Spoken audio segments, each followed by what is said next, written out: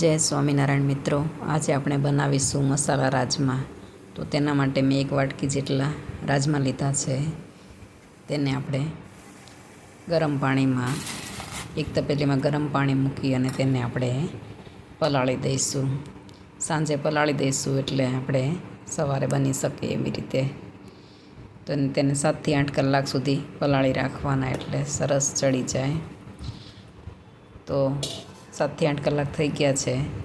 તો હવે તેને આપણે કુકરમાં નાખી અને તેમાં 2 ગ્લાસ જેટલું પાણી નાખીશું.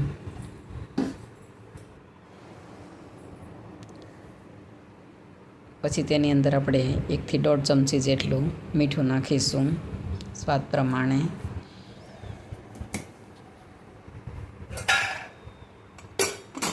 પછી કુકરનું ઢાંકણ બંધ કરી અને પછી ગેસની ફ્લેમ ચાલુ કરી અને આપણે ગેસ ઉપર મૂકી દઈશું.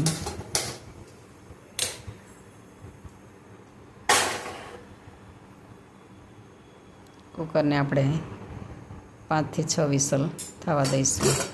તો આપણે 5 થી 6 વિસલ થઈ ગઈ છે અને આપણા રાજમા છે તે બફાઈ ગયા છે.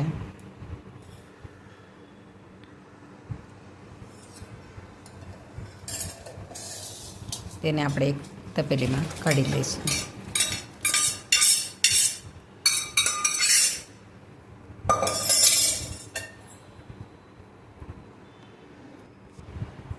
હવે તેની અંદર આપણે નાખવા માટે મેં 2 ડુંગળી સુધારી છે, 2 ટામેટાં, આદું અને લસણ છે તેની આપણે ગ્રેવી બનાવી લઈશું. તો પહેલાં આપણે ડુંગળી, લસણ અને આદુની ગ્રેવી બનાવી લઈશું.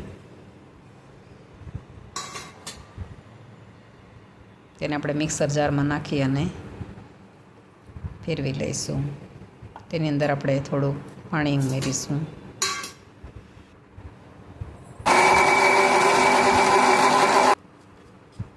મિક્સરમાં આપણું ડુંગળીને લસણને એવું ક્રશ થઈ ગયું છે. તેને આપણે પ્લેટમાં કાઢી લઈશું. હવે આપણે ટામેટાની ગ્રેવી બનાવી લઈશું. તેને પણ આપણે મિક્સરમાં ક્રશ કરી લઈશું.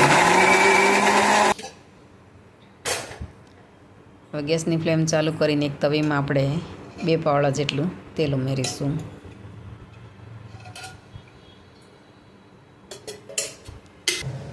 તેલ ગરમ થઈ જાય એટલે તેની અંદર આપણે અડધી ચમચી જેટલી રાઈ નાખીશું. અડધી ચમચી આપણે આખું જીરું ઉમેરીશું અને અડધી ચમચી આપણે અંદર હિંગ ઉમેરીશું. 2 મરચાં, નાના સુકાયેલા મરચાં નાખીશું. 2 તમાલપત્ર નાખીશું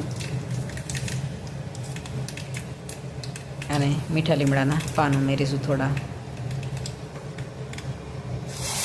પછી તેની અંદર આપણે ડુંગળીની ગ્રેવી છે તે અંદર પહેલાં ઉમેરી દઈશું અને તેને આપણે હલાવીને 1 થી 2 મિનિટ સુધી થવા દઈશું.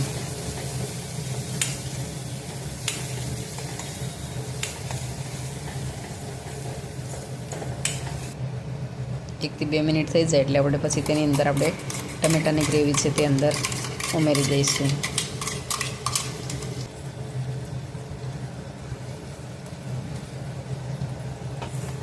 પછી તેને આપણે હલાવી લઈશું અને બધું મિક્સ કરી દઈશું અને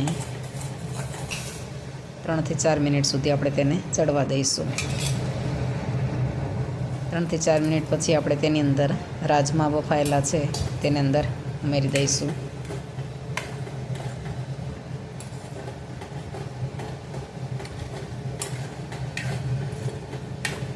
પછી બધી હલાવીને મિક્સ કરી દઈશું. તેની અંદર આપણે પછી અડધી પોણી ચમચી જેટલી આપણે હળદર ઉમેરીશું અને 2 ચમચી આપણે લાલ મરચું ઉમેરીશું.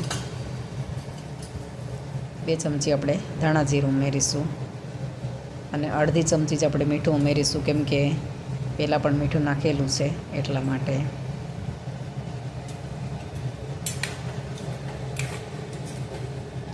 પછી બધું આપણે હલાવીને મિક્સ કરી દઈશું અને 3 થી 4 મિનિટ સુધી આપણે તેને ઉકળવા દઈશું.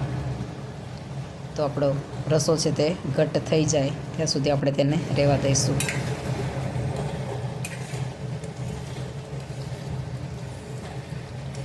આપણો રસો છે તે ઘટ થઈ ગયો છે. હવે તેની અંદર આપણે લીલા ધાણા ઉમેરીશું. ગેસની ફ્લેમ આપણે બંધ કરી દઈશું અને પછી બધું હલાવીને મિક્સ કરી દઈશું.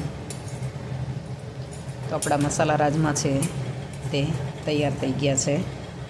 હવે તેને આપણે એક પ્લેટમાં સર્વ કરી લઈશું.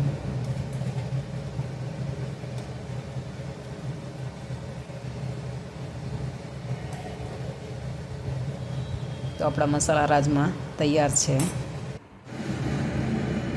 જો તમને મારી રેસીપી ગમે તો તેને લાઈક, શેર અને સબસ્ક્રાઈબ જરૂરથી કરજો અને કમેન્ટ કરીને કહેજો કે તમને મારી રેસીપી કેવી લાગી.